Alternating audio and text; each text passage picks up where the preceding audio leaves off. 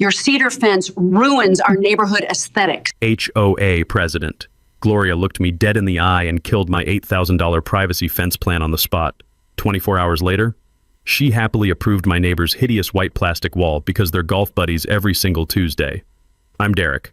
20 years in landscaping. I needed that fence. Brittany's kids destroyed my garden. Her dog used my yard as a bathroom. Her floodlights turned my bedroom into a parking lot every night. They want aesthetics? Fine. So I planted something green and beautiful along our property line instead. Something that grows fast, looks gorgeous, and solves neighbor problems permanently. And it delivered justice in ways I never could have imagined. Worst HOA double standard you've ever witnessed? Drop your city plus your story below. I pin the most insane ones.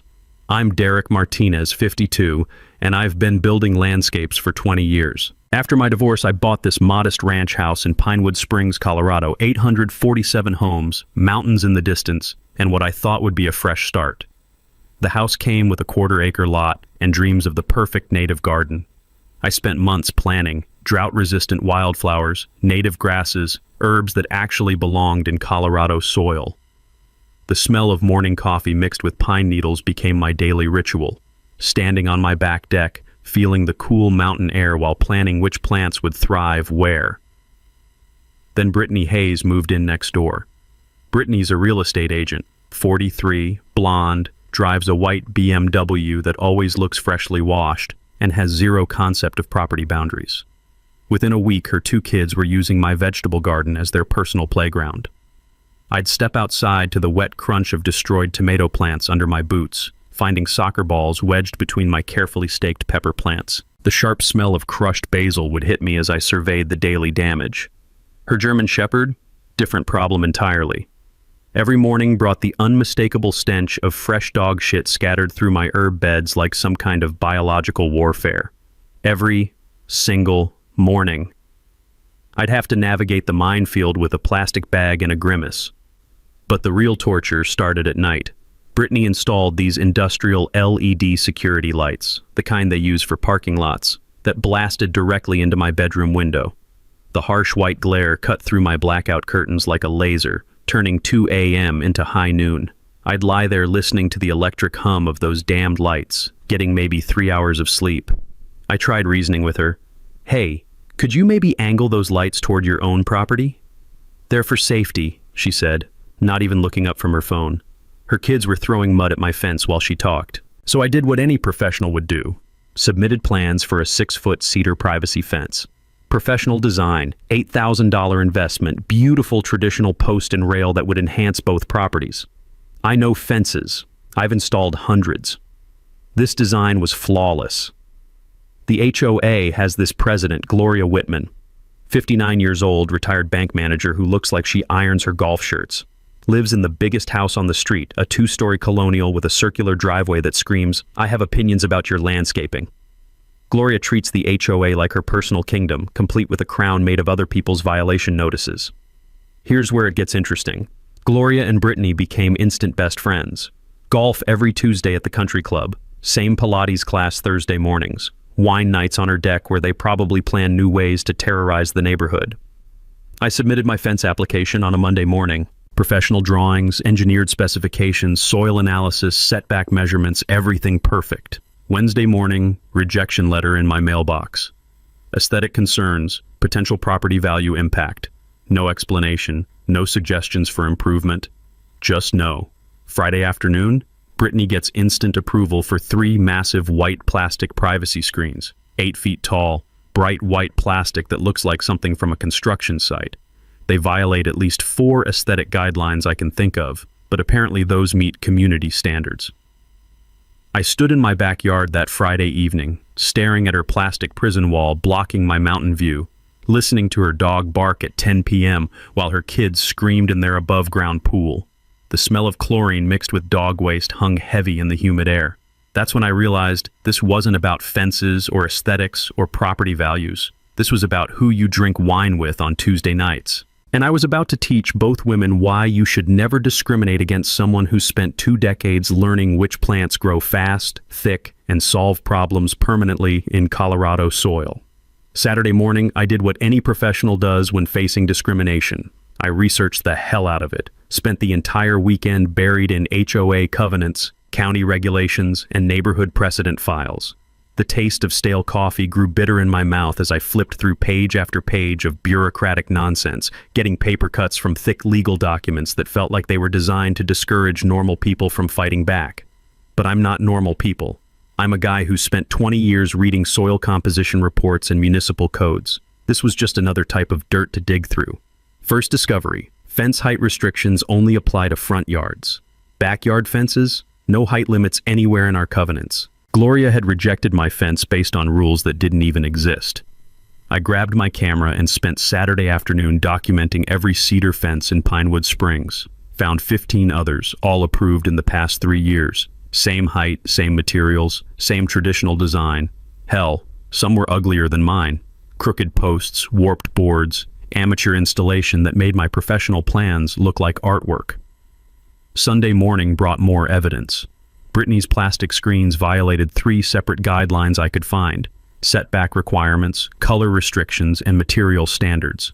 Her screens sat 2 feet closer to the property line than allowed, violated the earth tone colors only requirement, and plastic wasn't even on the approved materials list. I remembered something from my contractor training years ago. HOAs have to enforce rules consistently or they face discrimination lawsuits. You can't approve ugly plastic for your golf buddy while rejecting beautiful cedar for everyone else. That's literally the definition of unfair treatment. Monday morning, I filed a formal appeal. 12 pages of evidence, professional photographs, precedent documentation, and a polite but firm request for equal treatment. I also submitted violation reports on Brittany's screens, demanding either immediate removal or approval of my cedar fence. The response came Tuesday evening, and it reeked of corruption worse than Brittany's dog's morning bathroom routine. My appeal? Rejected without explanation, not even a phone call.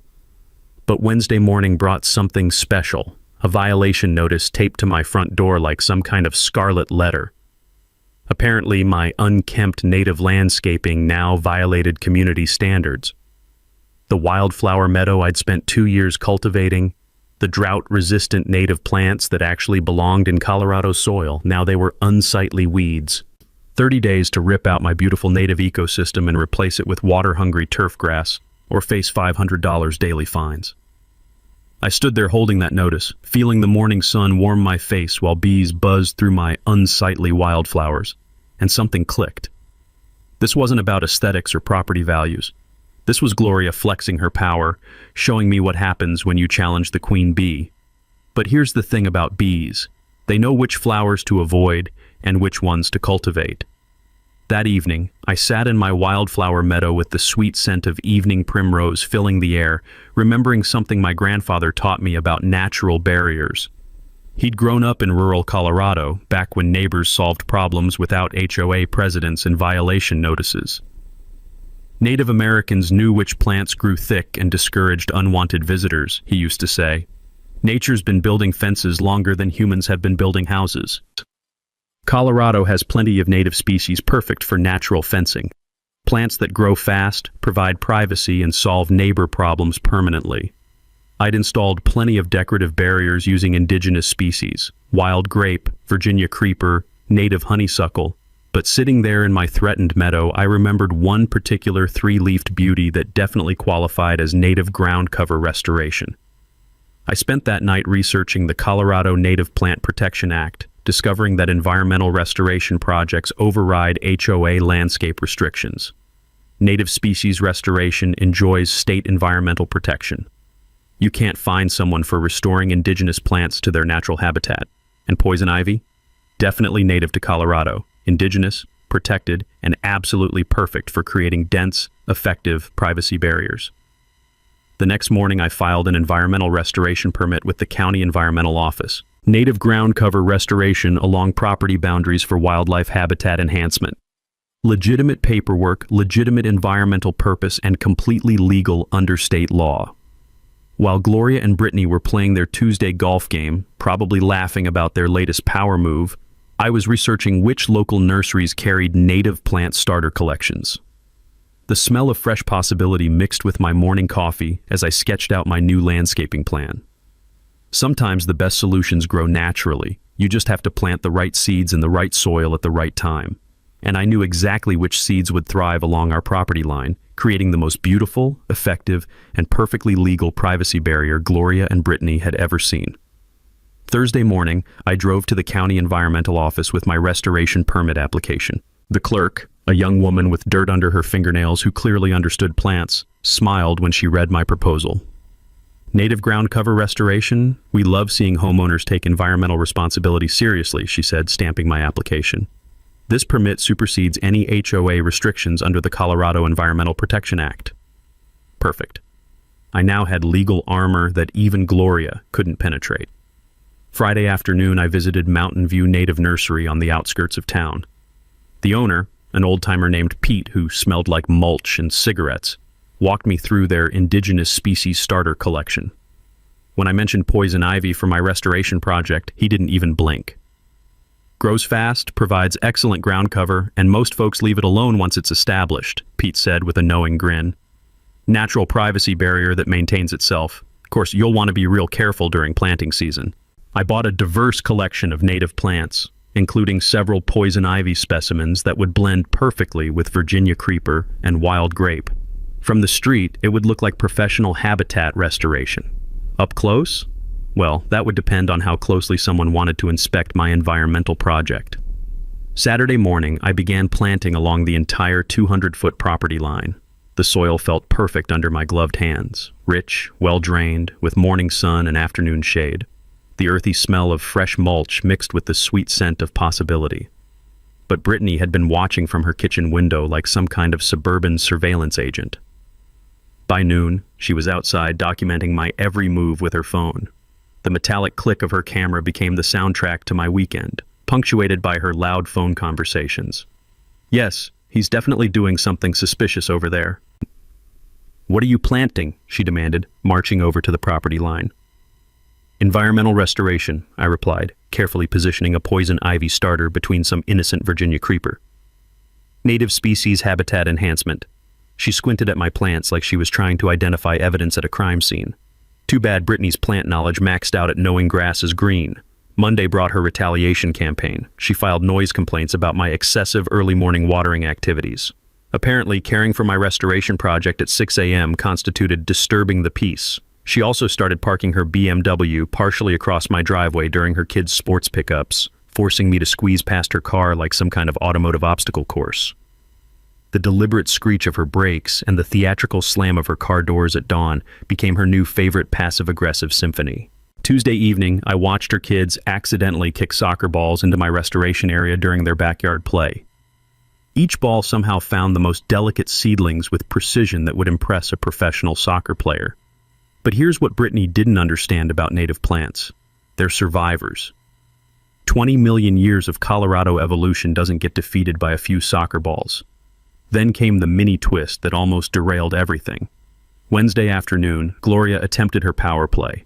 She called the county environmental office claiming my restoration violated community safety standards and demanded immediate permit revocation.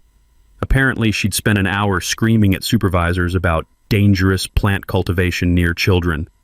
My phone rang at 4 p.m. Sandra, the environmental inspector, sounded concerned. Mrs. Whitman filed a formal complaint about your project. She's claiming you're cultivating invasive species that threaten neighborhood children. I have to investigate. My stomach dropped. If Gloria convinced them to revoke my permit, my whole plan collapsed. But I'd done my homework. Sandra, every plant I'm using appears on the state's indigenous species preservation list. I have documentation for everything. I believe you, she said, but I still have to do a site inspection. Friday morning. Thursday night, I couldn't sleep. The smell of rain on my new plantings drifted through my bedroom window while I worried about Gloria's interference. If she somehow killed my environmental protection, I'd be back to square one with no legal recourse. Friday morning, Sandra arrived with her clipboard and a serious expression. She examined my plantings with scientific precision, checking spacing and species documentation. I held my breath while she identified each plant. "This is impressive work," she finally announced. "Your restoration project exceeds our standards for native habitat enhancement. These plants will provide excellent wildlife corridor benefits." She handed me an official compliance certificate and delivered the knockout punch. Any interference with a certified environmental restoration project constitutes criminal environmental vandalism under state law. Fines start at $50,000 per incident. That afternoon, I posted my environmental compliance certificate on the community bulletin board, right next to Gloria's newsletter about maintaining neighborhood standards. The irony tasted sweeter than my morning coffee. My poison ivy starters were already showing new growth, small three-leaf clusters emerging among the Virginia creeper, invisible unless you knew exactly what to look for. Nature was taking its course along our property line, one leaf at a time.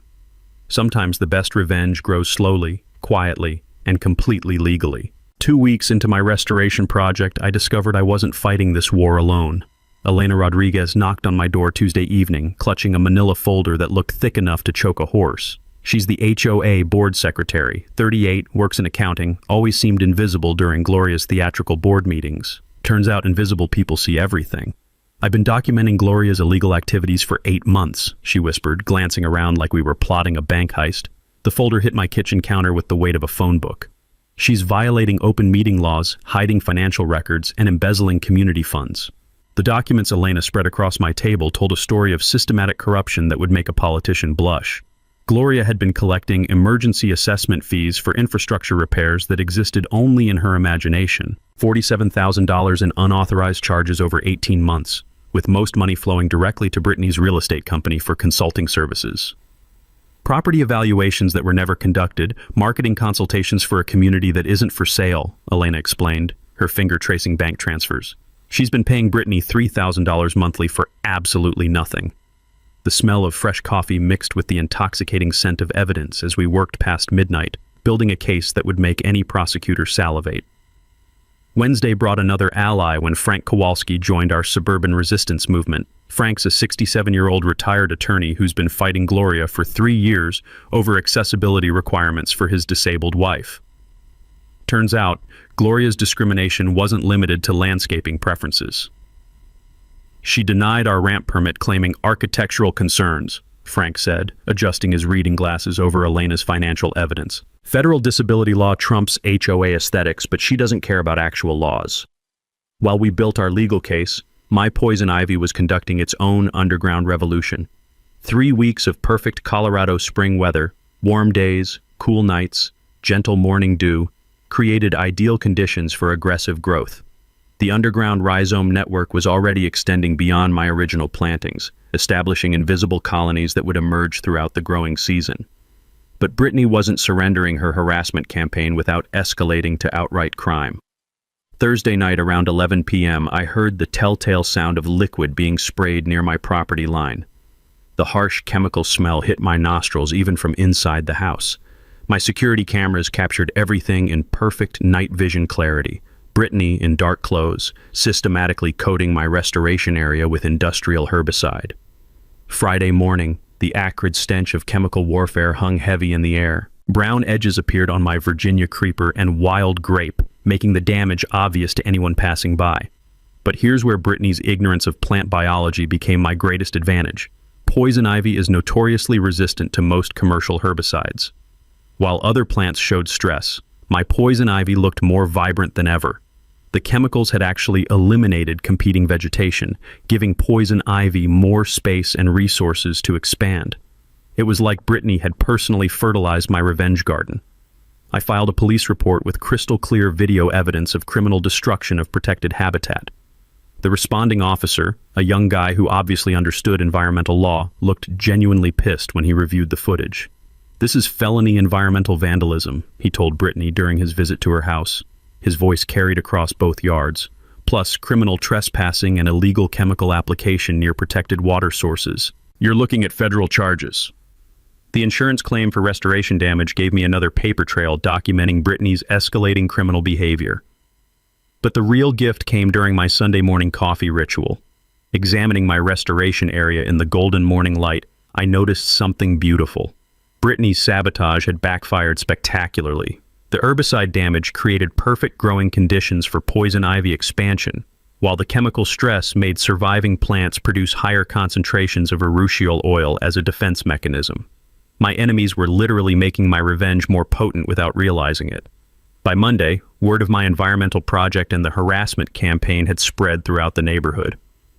Mrs. Tessa brought her grandchildren to learn about native plants, praising my gorgeous natural privacy solution. The irony of people admiring my poison ivy barrier while having no idea what they were looking at never got old. The local environmental group featured my restoration in their newsletter as exemplary suburban conservation, scheduling a community demonstration for the following weekend. Tuesday evening, I stood among my thriving plants as sunset light filtered through the growing canopy. The sweet, deceptive fragrance of poison ivy flowers was beginning to emerge, a scent most people find pleasant until they discover its source. Hidden perfectly among legitimate native species, my poison ivy was establishing itself as the permanent, untouchable foundation of the most effective neighbor deterrent system money couldn't buy.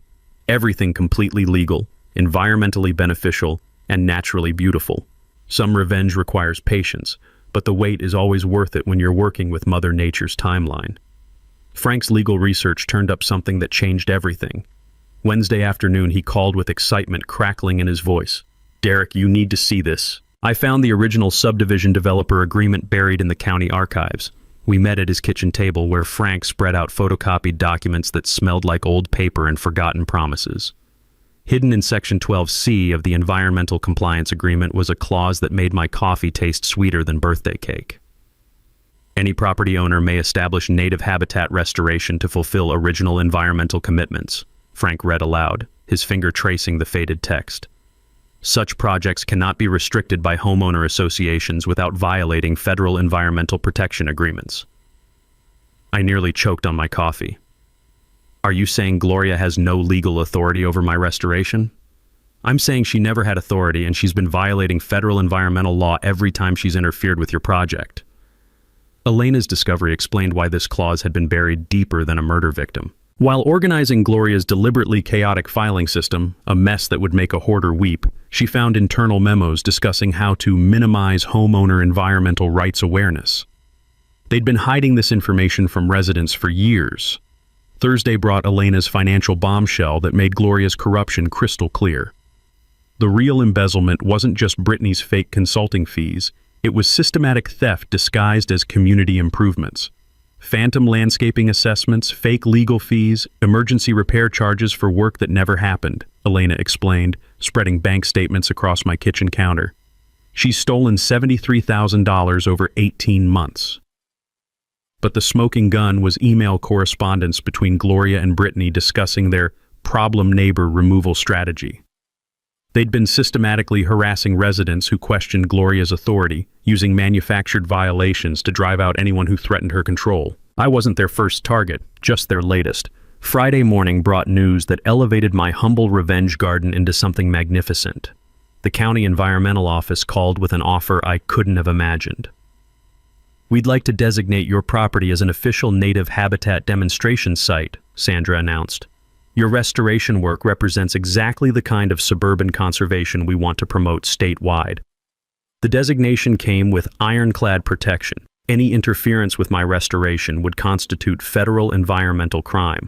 More importantly, certified demonstration sites receive ongoing state support, ensuring my poison ivy paradise would be officially protected forever. But wait, there's more, as they say on late-night TV.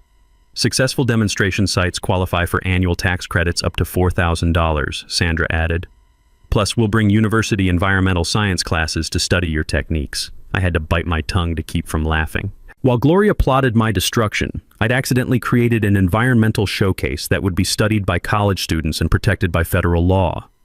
My underground poison ivy network was now extending beyond both our properties, establishing colonies in soil where removal would require destroying the entire certified habitat, a federal crime punishable by massive fines.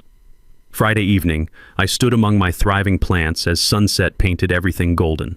The deceptively sweet fragrance of poison ivy flowers mixed with wild honeysuckle, creating an aroma that invited closer inspection. Birds were already nesting in the dense growth, and beneficial insects buzzed through leaves that would soon teach very painful lessons to anyone foolish enough to handle them. Frank called with one final revelation that made everything perfect.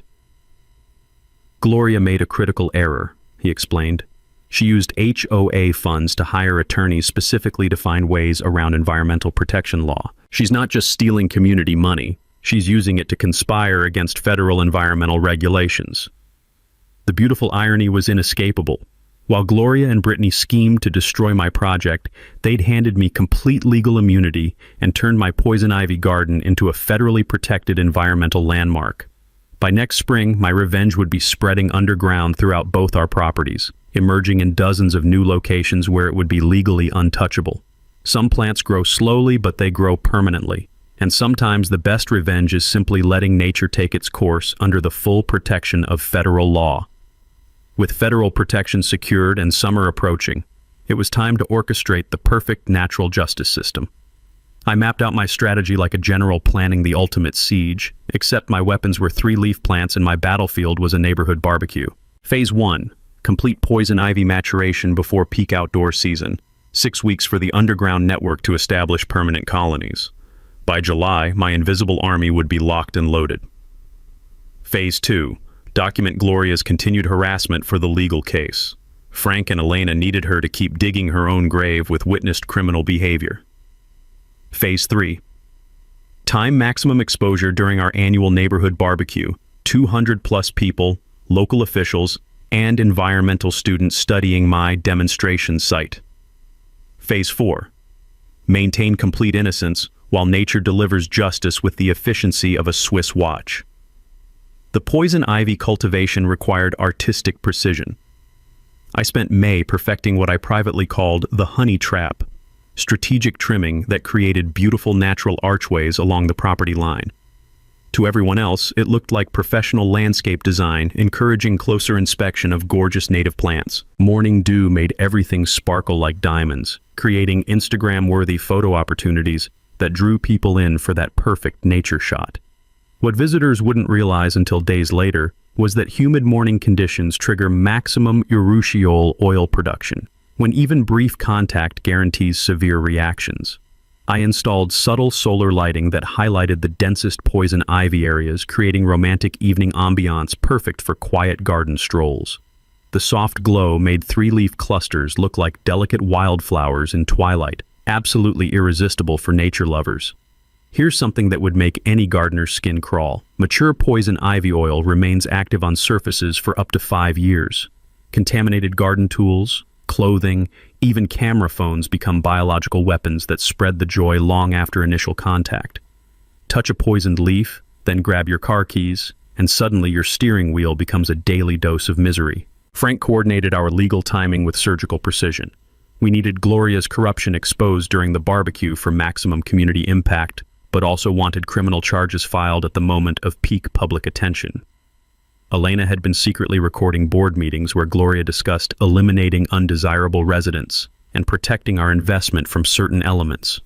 Her recordings would give prosecutors everything they needed to prove systematic discrimination and conspiracy. My security cameras now covered every inch of the property line, with motion-activated recording that would document any sabotage attempts against the federally protected habitat. Environmental crime investigators had coached me on evidence preservation. Apparently, federal judges take habitat vandalism very seriously. The community support was growing beyond anything I'd imagined.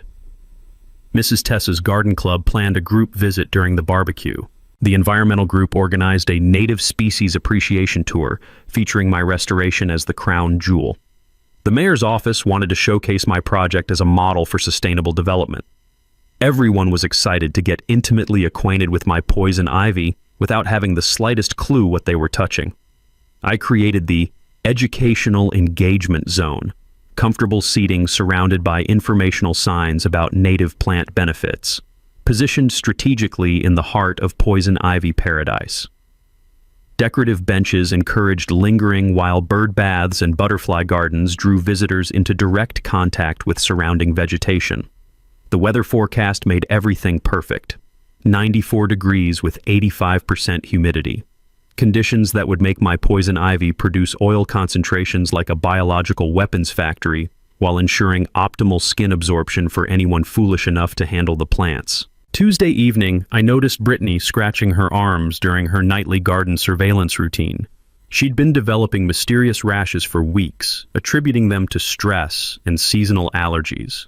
The poor woman had no idea she was slowly poisoning herself just by standing downwind of my restoration project during evening watering sessions. The sweet irony was delicious. My enemy was defeating herself through her own obsessive harassment. Thursday brought my final preparation, creating the demonstration stations, where environmental students would showcase native plant identification techniques. I positioned these learning areas in spots where eager students and curious neighbors would inevitably brush against poison ivy while examining educational specimens. Saturday evening, I stood among my thriving ecosystem watching sunset light filter through leaves that had become nature's own justice delivery system. The deceptively pleasant fragrance of poison ivy flowers hung heavy in the humid air, a perfume that invited closer inspection while hiding botanical revenge beneath its sweet surface. Everything was ready: legal immunity, environmental protection, community enthusiasm, and a poison ivy network that had colonized both properties like Mother Nature's own underground resistance movement. The barbecue was 3 days away. Soon, everyone who'd made my life miserable would learn exactly why you should never underestimate someone who truly understands which plants bite back. Some revenge requires patience, but the payoff is always worth the wait when you're working with 20 million years of evolutionary perfection. With the barbecue only days away, Gloria's desperation reached full-blown panic mode. Monday morning, I found her standing in my driveway at 6 a.m., clutching what looked like official paperwork and wearing the expression of someone whose entire world was about to collapse. The morning dew made her perfectly styled hair look like she'd stuck her finger in an electrical socket. "This is a cease and desist order from the Environmental Protection Agency," she announced, waving the document like it was radioactive. "Your dangerous plant cultivation ends immediately." I rubbed sleep from my eyes, genuinely curious about what fresh delusion she'd conjured. The sweet scent of poison ivy flowers mixed with the acrid smell of Gloria's desperation made for an interesting morning perfume. One glance at her federal document revealed the beautiful truth. It was obviously fake. Wrong letterhead, misspelled agency names, and a signature that looked like someone had sneezed while holding a crayon. "Gloria," I said calmly, "you realize that creating fraudulent federal documents is a felony, carrying 5 years in prison?" Her face went whiter than fresh toilet paper. I pulled out my phone and called Sandra at the county environmental office, putting it on speaker for the whole neighborhood to hear. "I'm looking at what appears to be a fake EPA order regarding my demonstration site. Mr. Martinez, no federal agencies have issued violations for your property." Sandra's voice carried clearly across both yards. "In fact, we received confirmation yesterday that your site will be featured in next month's state environmental newsletter." Gloria fled back to her house faster than a cat with its tail on fire. But Brittany wasn't about to let her criminal accomplice face federal fraud charges alone. Tuesday evening brought the mini twist that almost made me choke on my coffee. Brittany had recruited not just neighborhood kids, but convinced 3 other families that my restoration project was a toxic threat to community safety. She organized what she called an emergency removal party for Wednesday evening.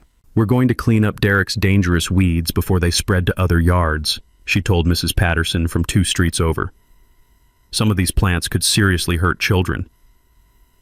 I watched through my kitchen window as Brittany handed out garden tools and trash bags to a group of well-meaning neighbors who had no idea they were about to commit federal environmental crimes while poisoning themselves with concentrated urushiol oil.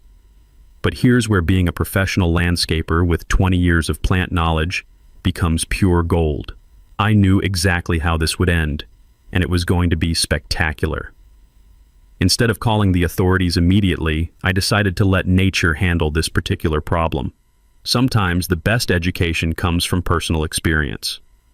Wednesday evening, 8 neighbors showed up with Brittany to remove the dangerous invasive species from my property line. I watched from my deck with a beer and a bag of popcorn as they enthusiastically grabbed armfuls of poison ivy with their bare hands, stuffing it into garbage bags while Brittany cheered them on. "Make sure you get all the roots," she shouted, personally demonstrating proper poison ivy handling technique by wrestling with a particularly robust specimen. The next morning I called the Environmental Crimes Hotline and reported the habitat destruction with complete video documentation.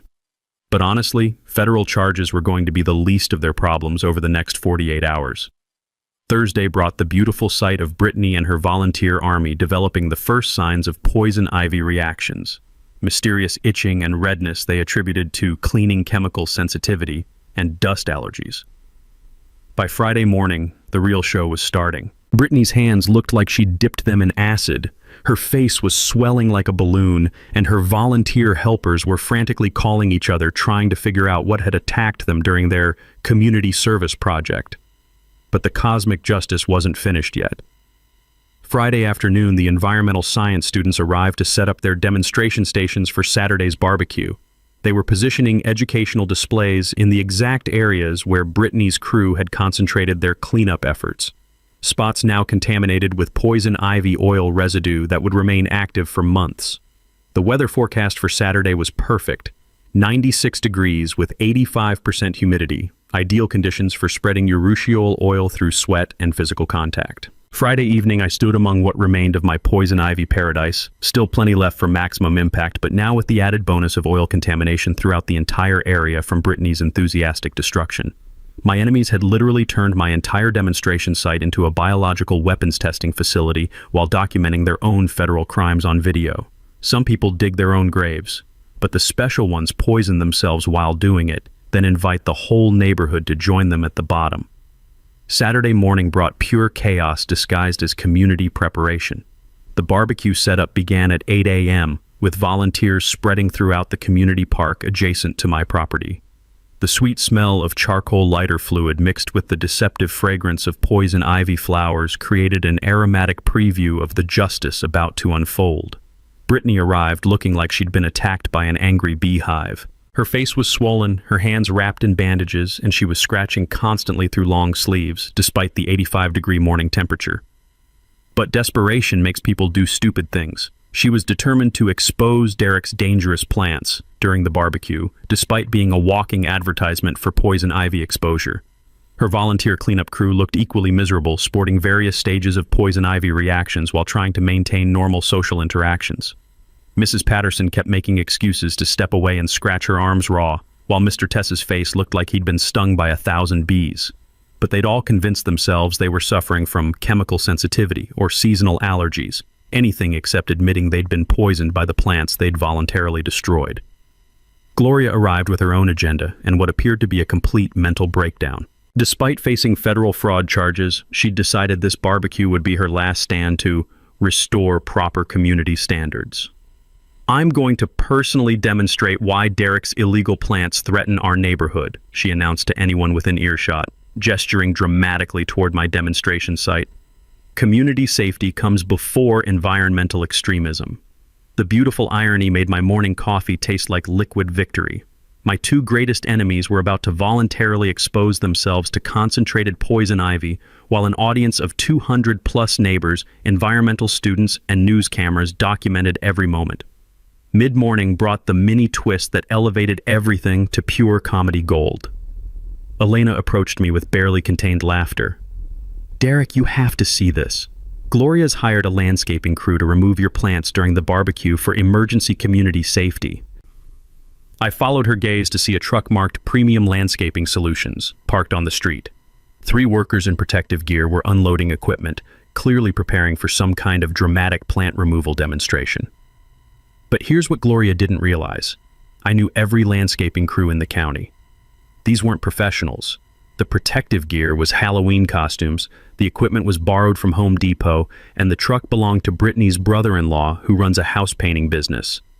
They were about to attempt removing federally protected habitat using fake credentials while being filmed by environmental science students. This was going to be better than any reality TV show ever produced. Noon brought community members streaming into the park, many heading directly toward my demonstration site for the scheduled Native Species Appreciation Tour. Mrs. Tessa's Garden Club had brought clipboards for plant identification activities, while environmental students set up hands-on learning stations encouraging direct contact with specimens. Everyone was eager to get intimately acquainted with my poison ivy without having any clue what they were touching. The weather was absolutely perfect, 94 degrees with humidity thick enough to swim through. Conditions that made poison ivy oil practically jump off the plants and onto anything that came within brushing distance. 2 p.m. brought the convergence of pure poetic justice. Gloria's fake landscaping crew began their emergency removal demonstration. just as the Environmental Appreciation Tour reached peak attendance. Brittany, despite looking like she'd been mauled by a rabid badger, joined the fake crew to personally direct the destruction of dangerous invasive species. Tessé. News cameras captured everything as Gloria explained to reporters how she was protecting community children from toxic plant exposure while systematically destroying federally protected habitat on live television. The environmental science students watched in horror as Gloria's crew grabbed armfuls of poison ivy with inadequate protection, but they were too polite to interrupt what appeared to be an official community safety demonstration. 3 p.m. brought the moment I'd been waiting for. Frank arrived with federal environmental investigators who'd been monitoring Gloria's illegal activities. But instead of immediately stopping the habitat destruction, they decided to document the full extent of the crimes being committed. Sometimes the best evidence comes from letting criminals demonstrate their complete disregard for federal law, Frank whispered, as we watched Gloria personally wrestling with a particularly robust poison ivy specimen while news cameras rolled. By 4 p.m., my demonstration site looked like a battlefield, but the real war was just beginning. Every person involved in the emergency removal was now contaminated with concentrated poison ivy oil, and the humid evening conditions would ensure maximum absorption over the next several hours. The barbecue was officially starting, and justice was about to be served with a side of biological warfare. Some revenge takes months to plan, but when it finally arrives, it's more satisfying than Christmas morning and more permanent than a tattoo. The barbecue hit full swing at 5 p.m. with over 200 neighbors gathered in the community park. The smell of grilling burgers mixing with the deceptive sweetness of poison ivy flowers carried on the evening breeze. News cameras were positioned throughout the crowd, ostensibly covering my environmental success story, but they'd captured something much more dramatic: Gloria's systematic destruction of federally protected habitat while claiming to protect community safety. I moved through the crowd like a gracious host, explaining native plant benefits to genuinely interested neighbors, while internally counting down to the moment when federal justice would arrive. Elena found me near the beverage station. "The environmental investigators are ready," she whispered. "Frank's coordinating with the sheriff's department for maximum impact." 6 p.m. brought the convergence of every element I'd orchestrated over 3 months of careful planning. Gloria stood before the assembled crowd, her hands visibly contaminated with poison ivy oil, despite her claims of professional plant removal expertise. She'd positioned herself near the remains of my demonstration site, preparing to deliver what she clearly believed would be her vindication speech. "Ladies and gentlemen," Gloria announced, her voice carrying across the park, "I've taken decisive action to protect our community from dangerous plant contamination that threatened our children's safety." The crowd murmured approval while environmental science students exchanged concerned glances. News cameras focused on Gloria as she gestured toward my property with poison ivy-contaminated hands. "Derek Martinez has been cultivating toxic species under the false pretense of environmental restoration," she continued, unknowingly sealing her legal fate with every word. "But community safety must always come before individual environmental extremism." That's when Frank stepped forward with 2 federal environmental investigators and a sheriff's deputy. "Mrs. Whitman," the lead investigator announced loudly enough for everyone to hear, "you're under arrest for destruction of federally protected environmental habitat, filing fraudulent government documents, and conspiracy to violate environmental protection laws." The crowd fell silent except for the continued sizzle of barbecue grills and the sound of news cameras capturing everything in high definition. "This is persecution," Gloria shrieked as handcuffs clicked around her poison ivy-contaminated wrists. "I was protecting the neighborhood from his illegal plants." "Ma'am," the investigator replied calmly, "Mr. Martinez's restoration project is officially designated as a federal demonstration site. What you destroyed today was protected habitat under multiple environmental statutes." But the real moment of poetic justice was just beginning. Elena stepped forward with a thick folder of financial documents. "Sheriff's Department also has warrants for embezzlement and conspiracy charges," she announced. "Mrs. Whitman has stolen over $89,000 in community funds over the past 2 years." The crowd erupted in shocked murmurs as neighbors realized their HOA president was not only an environmental criminal, but also a common thief. Brittany, despite her obvious poison ivy suffering, tried to support her partner in crime. "Derek's plants are dangerous," she shouted, gesturing wildly with hands that were already showing severe allergic reactions. "Look what they did to us!" That's when Sandra from the county environmental office delivered the mic drop moment. "Ma'am," Sandra said, stepping into the news camera's view, "poison ivy is a native Colorado species that belongs in this ecosystem. The only danger came from your illegal destruction of protected habitat while ignoring basic safety protocols." She gestured toward the poison ivy oil contamination covering Brittany's exposed skin. "What you're experiencing is the natural consequence of attacking native plants without proper knowledge or protection." The news reporter, realizing she'd stumbled into a much bigger story than environmental conservation, thrust her microphone toward me. "Mr. Martinez, how do you respond to accusations that your plants are dangerous?" I smiled calmly, standing beside what remained of my beautiful restoration project. Native plants have been protecting themselves from interference for millions of years. I just gave them the legal protection they deserved and let nature handle the rest. The crowd burst into applause while Gloria was led away in handcuffs, still ranting about environmental extremism and neighborhood safety. Brittany tried to flee the scene but was stopped by the second environmental investigator. "Ma'am, you're also facing federal charges for habitat destruction and child endangerment." As both women were loaded into separate police cars, covered in poison ivy contamination and facing federal environmental crimes, I stood surrounded by supportive neighbors and environmental advocates. The justice was perfect, permanent, and completely natural. The news cameras captured my final statement. Sometimes the best way to handle bullies is to let Mother Nature teach them why you should never underestimate someone who truly understands plants. The aftermath was more beautiful than I could have imagined. Within 48 hours, both Gloria and Brittany developed the most spectacular poison ivy reactions anyone in Pinewood Springs had ever witnessed. Emergency room visits, prescription medications, and weeks of misery that no amount of money could cure. Their insurance companies denied coverage for voluntary exposure to known environmental hazards during the commission of federal crimes. Gloria faced federal charges for environmental destruction, document fraud, and embezzlement. The financial investigation revealed she'd stolen $89,000 from community funds over 2 years, using the money to pay for fake legal advice and fraudulent harassment campaigns. She pled guilty to avoid trial and received 18 months in federal prison plus full restitution to the community.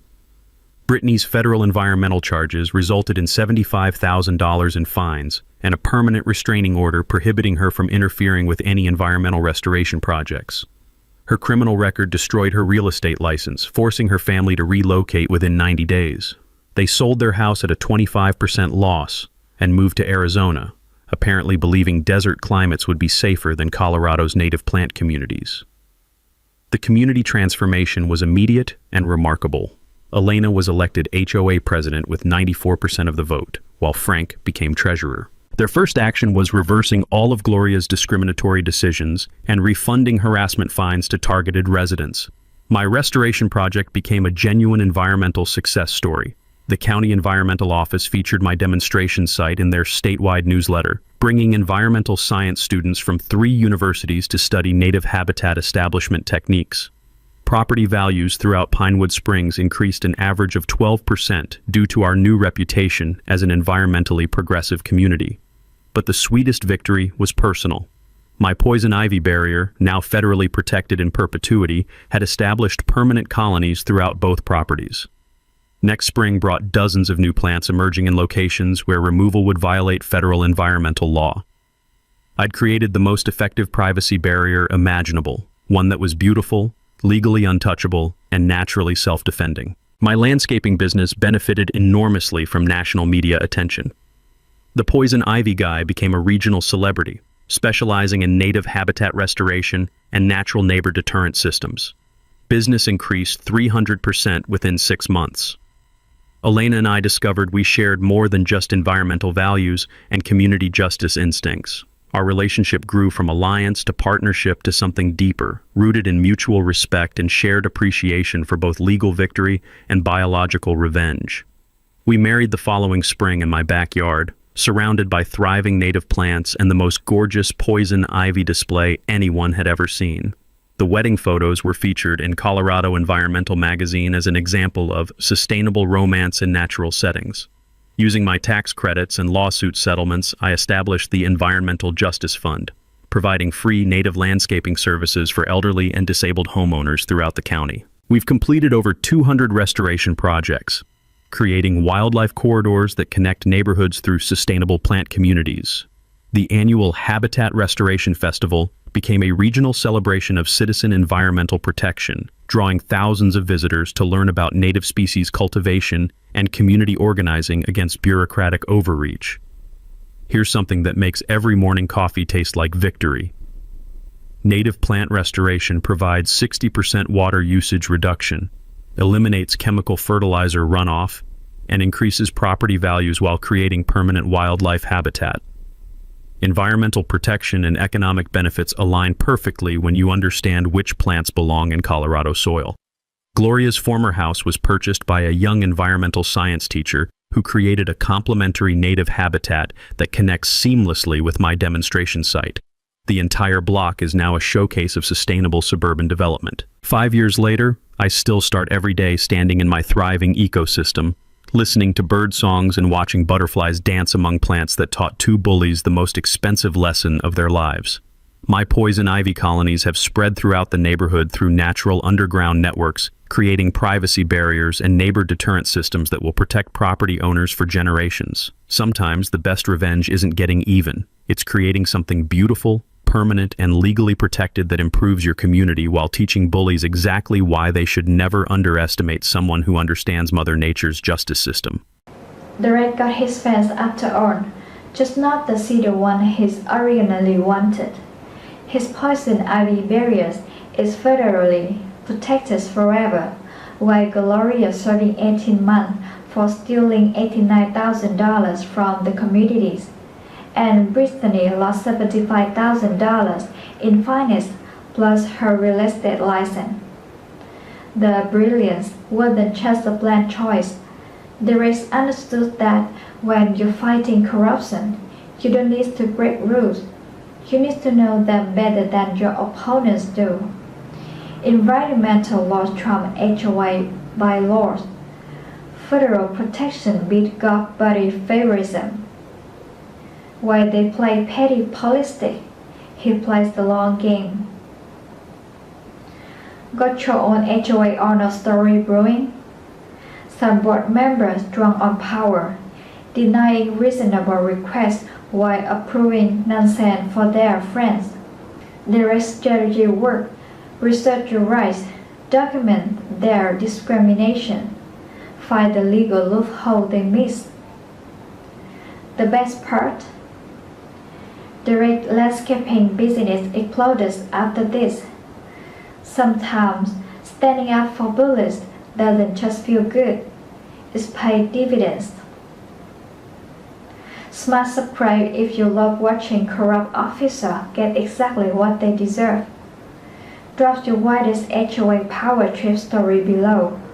The crazier, the better.